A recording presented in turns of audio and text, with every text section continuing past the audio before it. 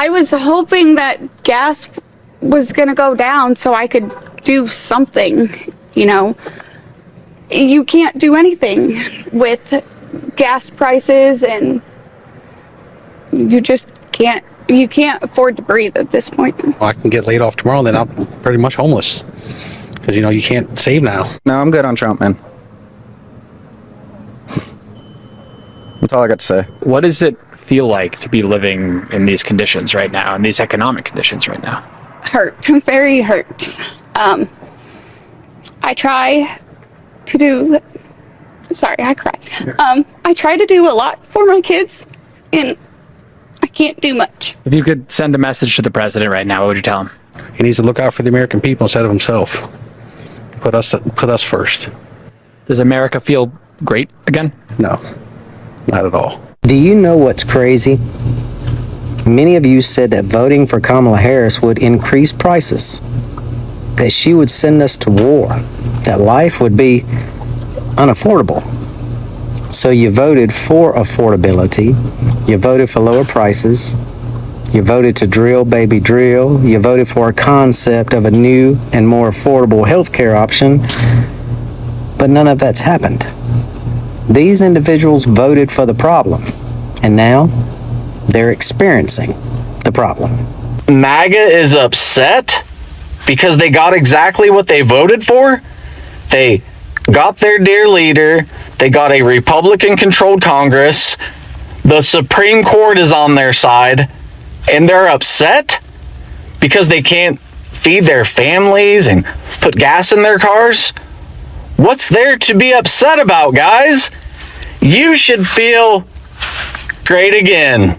You voted Republican, and now you're on the internet crying because Republicans are literally doing what they said that they were going to do. We have women on the internet crying that schools are getting shut down. They literally told you they were going to defund the school. We have Canada threatening to turn off the electricity it provides to the U.S. because we threaten them with a 25% increase on tariffs. I mean, if you're bordering Canada and they turn off your electricity, baby, it's going to be a cold fucking winter. Trump just had an interview where he told you guys he couldn't promise lowering prices after promising you through his whole campaign he was going to lower prices. If you voted Republican, you just truly enjoy being lied to and then acting shocked. You don't get to act shocked, babe. You get to hold yourself accountable. Now you gave the platform for people like me to talk our shit because we're definitely going to continue to talk our shit. As all the groceries from Mexico continue to increase and gas continues to increase and your electric bill continues to increase because we hit tariffs with the countries we get our food, gas, and electricity from. I know if you voted for Trump, you're sitting at home like, fuck, what did I do? Unless you're the lip curl girl, then you're just stupid. But everybody else who just chose not to educate themselves before the election and now they're being educated after the election, I know you're sitting at home like, fuck. And there's nothing you can do.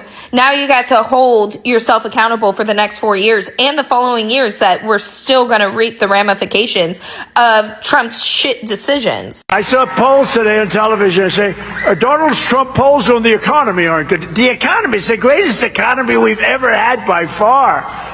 The economy aren't good. I took over the country. The prices were through the roof. In my first day, the press said, what are you going to do about affordability? It was a word they devised, affordability. They never used that word before. If you make billions of dollars scamming the American people, I'm sure you do believe the economy is doing great. But for the rest of us, it's been an absolute disaster. Oh, and the word affordability was first in print in 1910. And the word affordable, kind of the root word, goes back to 1647. You dumb SOB, it's been around forever. Just because groceries and affordability is a new word to you because you've never had to use them because you don't live a normal life doesn't mean they don't exist. The only thing that seems to be doing better right now is apparently your new head of hair. Well, it looks like the leopards ate their face. For years, they were told exactly what could happen if they put him back in power, but they chose racism and hatred. They didn't care that their vote could hurt other groups of people, but now it's affecting them. Now they want some sympathy. So let's get to see more. Please like and hype the video and let me know that's in the comments, right? Just a quick reminder to MAGA Republicans, we did not have a bad economy under Joe Biden. Donald Trump convinced you we did because you're stupid, and then you voted for him. And now we're about to see what a really bad economy looks like. Thank you for being an idiot. Americans voted for Trump. You're finally getting the recession that you voted for. I'm so excited for you. I'm so excited for you to all get exactly what you voted for. If you didn't vote for Trump, I mean, I'm so sorry if this is happening, genuinely. But if you voted for Trump, you must be thrilled today. You must be thrilled. I mean, egg prices are not down yet. Grocery bills aren't down yet. You are losing your social security. You're losing any kind of support you have from the government. But the recession's coming. And you guys are going to crumble. Not only your own economy, the worst out of everyone's, but also the world's economy. How exciting is that for you? You're also losing allies left, right, and center. Isn't that so thrilling? I'm really glad that you were so racist and transphobic and misogynistic and quite frankly insecure and sad in your own little lives. Do you have to take your hate out on other people? And you caused a recession for yourself. Happy for you. Most Americans cannot afford to live right now. Grocery prices, healthcare costs, housing, and just the most basic of entertainment is cost prohibitive for so many Americans. Our president ran on all of these campaign promises about making life affordable for Americans. And so many people believed him. 77 million. How is that working out for you? Because from my vantage point as a therapist, things are so bad with no plan for improvement. Depression and anxiety are through the roof, but yet people can't even afford to come in for therapy. The people who need help the most cannot get it. This is the United States of America, the richest country in the world, but only works if you're in the top 1%. Most of us are regular people just trying to exist, and we are struggling. We are struggling. This is the worst job economy since the Great Recession. It is absolutely terrible right now throughout the whole United States. The president has destroyed our economy. Like, everyone is dying and suffering, and there's no good jobs. Like, he has left a stain that will be very hard to remove. This president has wrecked our economy. He's wrecked our livelihoods, our outlook on life, our standing in the world. He's wrecked our military. He's wrecked the justice departments. He's wrecked the courts. He's wrecked Medicare, our healthcare system. He's wrecked labor unions. This president bankrupted 6 casinos, for the love of God. 6 casinos. And his sons now have immunity from the IRS while they're building these data centers and having all this cryptocurrency bullshit. Which, by the way, if you believe in the end times and all that, all these evangelicals, then you should know that your leader believes in a cryptocurrency, not even the US dollar. Go figure. He doesn't believe in the US dollar because the US dollar is turning to shit. Duh. Like, we may never recover from the damage that he's doing right now. Right this second. Even if Democrats win in the fall, it's going to be really hard to come back from this. Entry-level jobs are down 73%. That's unheard of. That's absolutely unheard of. I guess you guys thought that voting one way would only affect the crowd that didn't vote your same way.